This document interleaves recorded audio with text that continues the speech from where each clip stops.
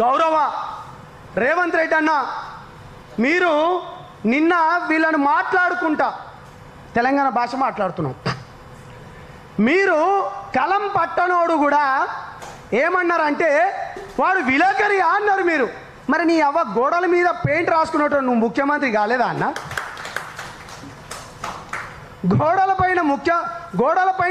పైన పెయింట్ రాసేటోని నువ్వు ముఖ్యమంత్రి అయినప్పుడు తెలంగాణ ఉద్యమం గురించి, తెలంగాణ అస్తిత్వం గురించి, తెలంగాణ నీళ్లు నిధులు ఉద్యోగాల గురించి కొట్లాడి సాధించుకున్న ఈ తెలంగాణ రాష్ట్రంలో 100 కోట్లు పెట్టుబడి పెట్టనోడు పాప మా యూట్యూబ్ పుణ్యమా అని చెప్పి, ఫేస్బుక్ పుణ్యమా అని చెప్పి మా గొంతుకలు వినిపించడానికి ఇవాళ కొత్త తరం, నవతరం, యువతరం రక్తం ఉడకలిచ్చింతే ఈ కొత్త యువకులు 4.5 కోట్ల గొంతుకై ఇవాళ వీళ్ళు మాట్లాడుతుంటే ఇవాళ మీకు కలం పట్టనోడు జర్నలిస్ట్ అంటవా అన్న? ఇది ఎక్కడి పద్ధతి అన్న?